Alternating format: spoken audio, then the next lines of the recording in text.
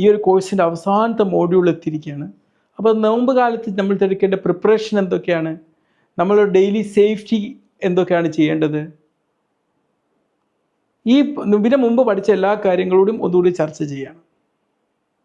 Okay, get ready. അപ്പം നോമ്പ് തുടങ്ങുമ്പം അതിന് മുമ്പ് പല രോഗങ്ങളും ഉള്ള ആൾക്കാരായിരിക്കും നോമ്പിലേക്ക് പ്രവേശിക്കുന്നത്.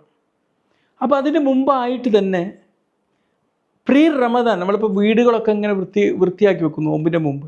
അതുപോലെ നമ്മളുടെ ആരോഗ്യം ഒന്ന് പ്രിപ്പയർഡാക്കി വെക്കണം, ഒരു സ്മാർട്ടായിട്ട്.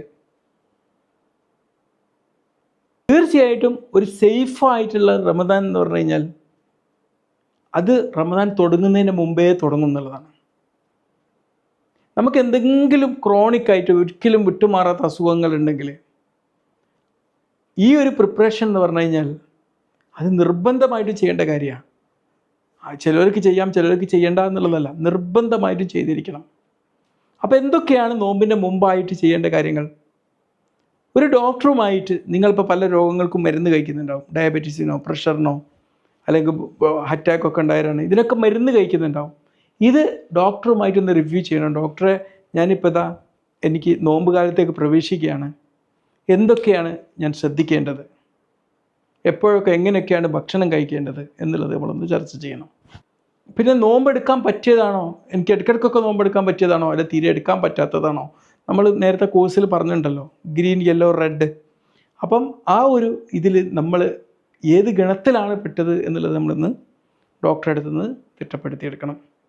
പിന്നെ മരുന്നിൻ്റെ ടൈം എങ്ങനെയാണ് അഡ്ജസ്റ്റ് ചെയ്യേണ്ടത്, അതും പ്രത്യേകം. പിന്നെ ന്യൂട്രീഷൻ പ്ലാനിങ്, തീർച്ചയായിട്ടും നമുക്ക് ആവശ്യമുള്ള പോഷകസമ്പന്നമായ ഭക്ഷണങ്ങൾ ആ ഭക്ഷണം കഴിക്കേണ്ട ഡ്യൂറേഷനിൽ നമുക്ക് കിട്ടേണ്ടതുണ്ട്. അതിനെക്കുറിച്ചുള്ളൊരു പ്ലാനിങ് ഉണ്ടായിരിക്കണം. പിന്നെ ജലാംശം എങ്ങനെ, രാവിലെ നോമ്പ് നോൽക്കുന്ന സമയത്ത് നമുക്ക് വെള്ളം കുടിക്കാൻ പറ്റില്ലല്ലോ, അപ്പോൾ ആ ഒരു വെള്ളത്തിൻ്റെ കുറവ് നികത്താൻ വേണ്ടി ഏതൊക്കെ രീതിയിലാണ് ജലാംശം ഉള്ളിൽ എത്തേണ്ടത്. പിന്നെ എമർജൻസി ആയിട്ട് എന്തെങ്കിലും വന്നു കഴിഞ്ഞാൽ അതിന് എന്താണ് ചെയ്യേണ്ടത്. പലപ്പോഴും ആൾക്കാർ എന്താ പറയുക, ഇപ്പോൾ എന്തൊക്കെ പറഞ്ഞു കൊടുത്താൽ പറയും, അതൊന്നും കുഴപ്പമില്ല ഡോക്ടറെ, ഞങ്ങൾക്ക് അപ്പം കാണാം എന്നുള്ള രീതിയിലാണ്. ഒരിക്കലും ആ അപ്രോച്ച് നമ്മൾ ജീവന് ഭീഷണിയാവുന്നൊരവസ്ഥ ഉണ്ടാവുക. മനസ്സിലല്ലേ? പടച്ചോൻ നിങ്ങളുടെ കൂടെ എപ്പോഴും ഉണ്ടല്ലോ. പടച്ചോൻ ഒരു പാസ്റ്റിലുള്ളതോ അല്ലെങ്കിൽ ഫ്യൂച്ചറിലുള്ളതോ അല്ലെങ്കിൽ സാങ്കല്പികമോ അല്ല എന്ന് വിശ്വസിക്കുന്ന ഒരാളെ സംബന്ധിച്ചിടത്തോളം പടച്ചോൻ്റെ സാന്നിധ്യം അപ്പം അനുഭവിച്ചറിയുന്ന ഒരു വ്യക്തിയെ സംബന്ധിച്ചിടത്തോളം ഇതിലൊന്നും വല്ലാതെ വസ്വാസ് പിടിച്ചെടുക്കേണ്ട കാര്യമില്ല.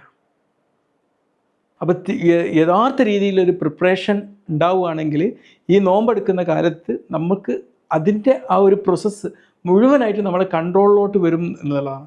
ഒരു പ്രിപ്പറേഷൻ ആവശ്യമാണ്.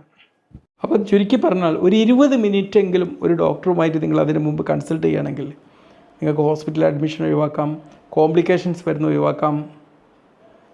പിന്നെ കുറ്റബോധമില്ലാതെ നോമ്പെടുക്കുന്നൊരു സാഹചര്യം ഉണ്ടാവും. പ്രിപ്പയർ ചെയ്യാമെന്ന് പറഞ്ഞു കഴിഞ്ഞാൽ അതൊരു പേടിയല്ല, അതൊരു സ്വാതന്ത്ര്യമാണ്.